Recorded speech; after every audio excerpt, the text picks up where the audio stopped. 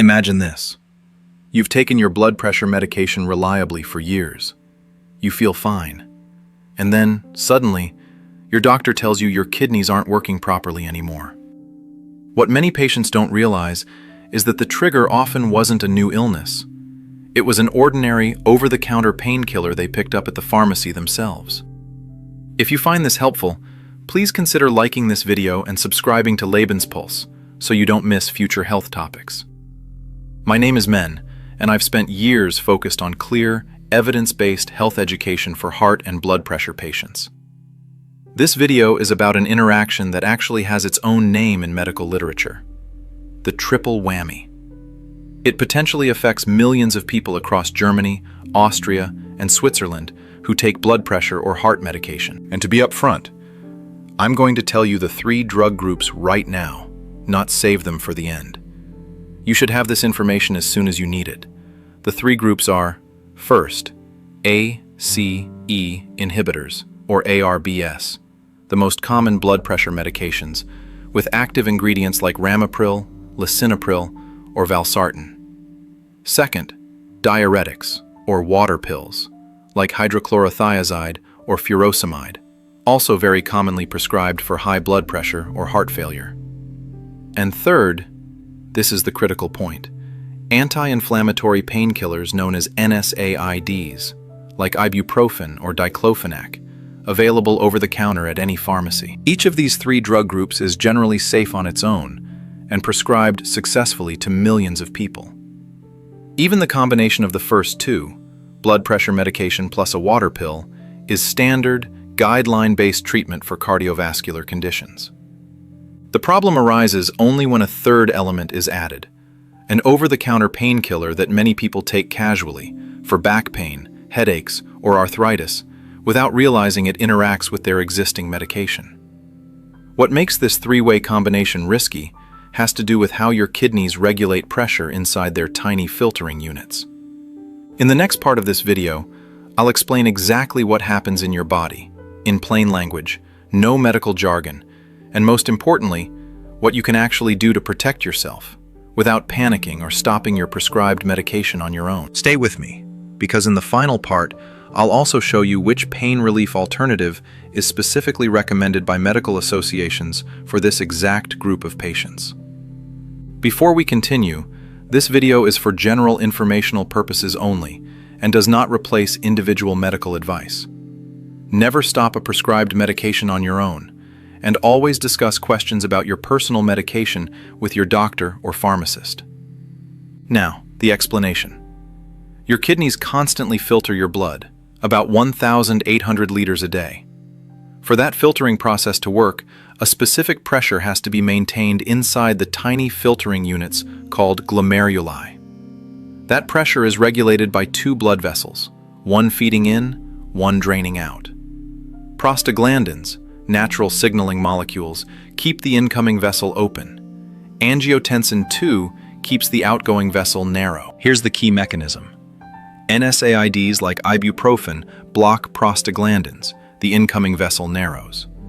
ACE inhibitors or ARBs lower angiotensin II, the outgoing vessel widens. And diuretics remove fluid from the body on top of that. Individually, these are manageable effects. Together, they can drop the filtration pressure so sharply that kidney function can decline within days, a condition called acute kidney injury. A case control study published in the British Medical Journal, covering nearly 500,000 patients, found the risk of acute kidney injury was significantly higher with this 3-drug combination than with a 2-drug combination. Older patients, people with already reduced kidney function, and anyone newly starting the combination are at particular risk. The danger is highest in the first 30 days. And here's the real-world problem. These 3 medications often come from 3 different sources. The blood pressure medication comes from the family doctor.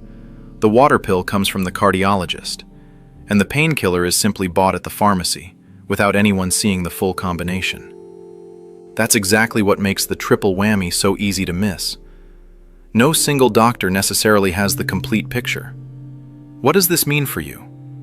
If you're taking blood pressure medication and a water pill, that alone isn't a reason for concern. It's standard therapy. The point where you should pay attention is adding ibuprofen, diclofenac, or similar painkillers, even over-the-counter ones. A single dose for an occasional headache is usually not a problem. The real risk comes with regular, multi-day use, combined with fluid loss, from heat, diarrhea, or not drinking enough, and with pre-existing kidney impairment. So what should you actually do? First, always tell your pharmacist or doctor about every medication you take, including over-the-counter ones.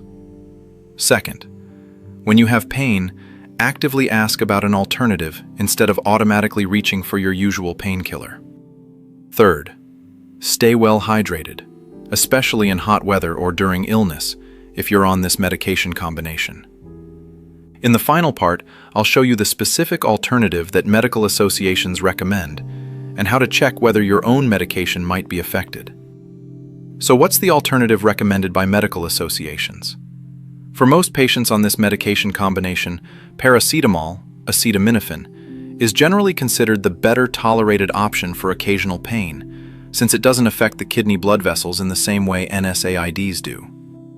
Important: this is general information from the medical literature, not a personal treatment recommendation for you specifically. Paracetamol has its own limits too, for example with liver conditions, and correct dosing needs to be individually assessed. So talk specifically with your doctor or pharmacist before changing your pain relief routine. Low-dose aspirin taken for cardiovascular prevention, the very small dose some patients take preventively, is actually an exception here and, based on current evidence, does not raise the risk the way higher-dose painkillers do. How do you know if this might apply to you? Look at your medication list. Are you taking something from the ACE inhibitor or ARB family, often recognizable by names ending in pril or sartan? Are you also taking a water pill, often recognizable by names like hydrochlorothiazide or furosemide? If so, that's the moment it's worth specifically asking about this interaction at your next doctor's appointment or pharmacy visit, especially if you're planning to take a painkiller regularly. To sum up, the triple whammy isn't a rare exception. It's a well-documented, preventable risk in the medical literature, precisely because the individual pieces of this combination are so common and usually come from different sources. The goal of this video wasn't to frighten you, but to give you one specific question you can take to your doctor or pharmacist. If this video was helpful, please consider liking it, sharing it with someone it might affect, and subscribing to Lebenspulse for more evidence-based health content. If you or someone you know is on this medication combination, feel free to share this video with them and let us know in the comments which city you're watching from. We always love hearing from the Lebenspulse community.